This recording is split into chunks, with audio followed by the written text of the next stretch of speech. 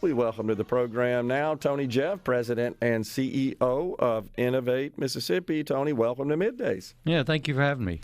All right, so you have served in this role at Innovate Mississippi for some time. How long? Now, 12 years. Okay.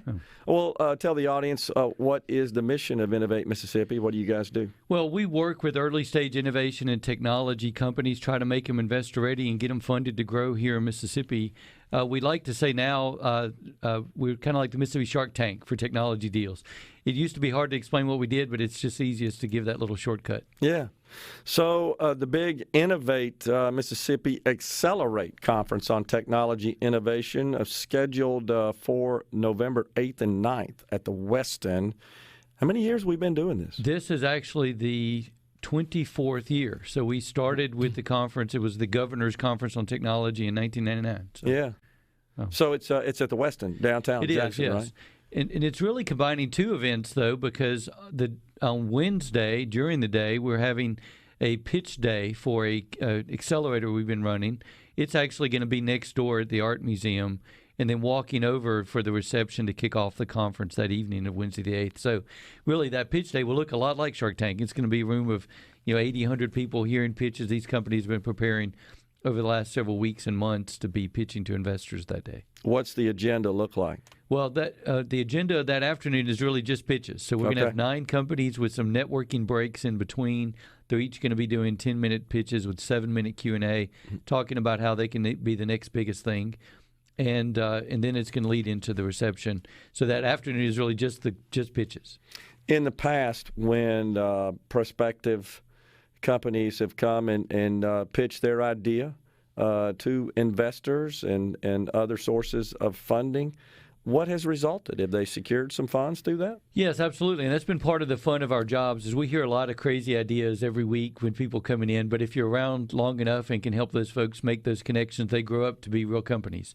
So we've seen companies like Bomgar and SmartSync in the older pieces, even recent companies. Adranos was another company that located in Mississippi because of Stennis Space Center. They were a solid rocket fuel company and then just got acquired here within the last year, really giving a nice exit for those investors and a big boost in funding for that company to grow even more in Mississippi. And these are generally companies that are sort of in their early stages and don't need just huge amounts of capital and really aren't probably suited to go to the institutionalized capital markets, private equity firms and so forth. They're a little too small at this point, but they can secure capital here in Mississippi in smaller amounts, get their feet on the ground, and then get to that level, and then go pitch the bigger guys. Absolutely. And at this angel investor stage, this is really the stage where the capital's not as mobile. People want to invest where they can kick the tires, invest locally. And so you're seeing that first outside capital is really our niche. Once companies have acquired their first outside capital, they then can grow and have a real board of directors and then can be really attract capital from all over. And we do see people from all over the country and venture capital looking for deals. And they really are willing to invest anywhere in the right deal once they're at that stage. But when they're at the angel stage, they really need to be local. Yeah. And there are plenty of folks in Mississippi who are willing to make those investments to serve as angel investors. Well, yes. As a matter of fact, the conference will really bring together a lot of those folks, even prospective investors. We see, especially this time of year around the conference, a lot of folks who've sort of been thinking of the idea of being an investor. They can come poke around, see if these are companies they might be interested in. We have a couple of different ways we can engage them, either just in a network or we have a new fund we're doing, the Oxford North Delta Fund, currently open, where we're going to, in the funds, combine experienced investors with less experienced investors to really let them get in on deals without having to be the expert. Yeah. And in addition to capital, often at the startup phase, many of these entrepreneurs, they need just business guidance, help with their business plan, help make some of the critical decisions, and the organization can assist with that as well. Well, and we call ourselves, so it's kind of a coach and connect model. So we're generally coaching them on the things they need to do, but in connecting them to prototype shops and accountants and attorneys and all those other service providers they need. We usually will assign the company a mentor as well to help them when we're not meeting with them. And it kind of put them on the right path to be able to develop this. Oftentimes that path needs money, so that's where the capital comes in. We have a little bit of proof of concept money we can help them with, but mostly we're making those connections to existing private investors. Yeah, and then the other just important value and benefit of the event itself is just networking with others in the same boat. Absolutely. We really try to make it where networking is a prime element of it, where they can meet for transactions, not just to know each other. So we're typically seeing a lot of folks there that we're working the crowd, working as matchmaker to make sure they do that. We have these monthly Connect events where we do a little bit of that, but at the conference you're talking about 300 to 400 people that we're matchmaking to hopefully have real transactions to move forward. Well, the exhibitions and the attendance were fantastic last year. You looking for the same this year? We are. I'm really, really excited about it. Matter of fact, it's not too late. We had a sponsor come in yesterday. I think we're probably going to print on the program on Thursday. So it's getting a little close, but we can still get a sponsor, and certainly attendees can still register to be there. We're expecting a big crowd, and it's going to be, again, kicking off Wednesday evening, but mostly Thursday during the day.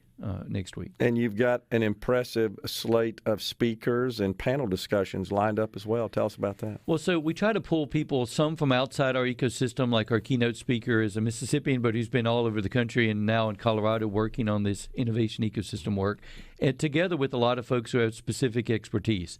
So folks can come in and hear big picture AI discussions and then very specific how to do market segmentation and prioritization. Depending on what their interest is, they can really see all of that.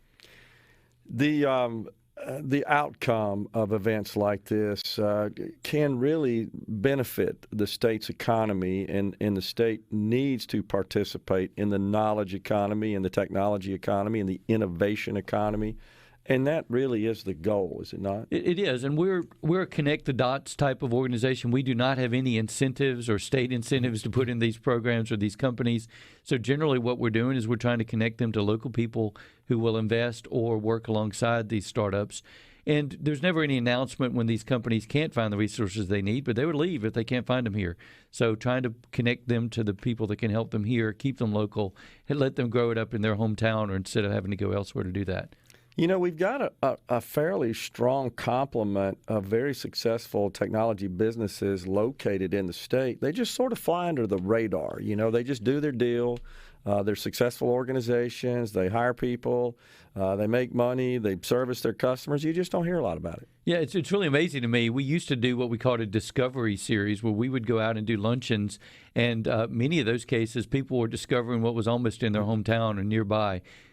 Big companies, FNC and Next Gear Solutions in Oxford, both sold for $500 million, and no one heard of them when they had 300 employees, and don't even know those stories in most cases. Yeah, that's absolutely right. And you know, I'm proud to say I was one of the early adopters of the Innovate Mississippi mission when I was in business. I remember being part of that early on to get all that going, and welcomed it because we so desperately need to expand that part, as I said, of our economy. Now, something else that folks may not know a lot about that I'd ask you to talk about is the coding academies. Well, yeah, so we really try to identify gaps in the marketplace, and coding was a gap where our companies were having to go overseas or elsewhere to get coding. So several years ago, some of our board members put together the Mississippi Coding Academies.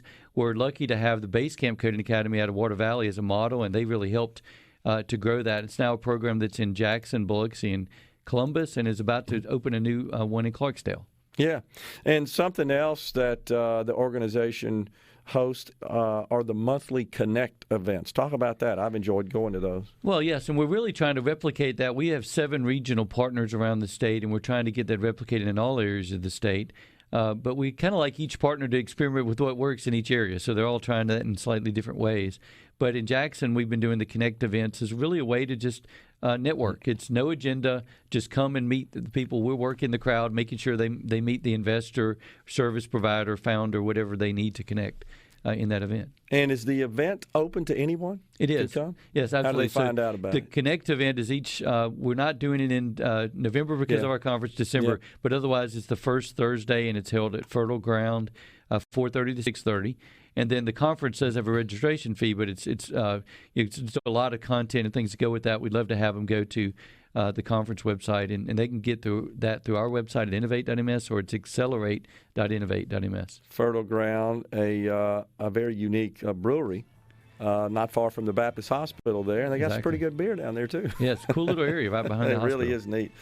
Tony, well, we appreciate you coming in and talking to us about the Accelerate Conference coming up next week. I know it's going to be an incredibly successful event, as it always is, and we encourage people to go check out the Innovate Mississippi website, learn more about it, register, and come see us. Appreciate it. Thank you for having me. Yep, we're coming right back, folks. In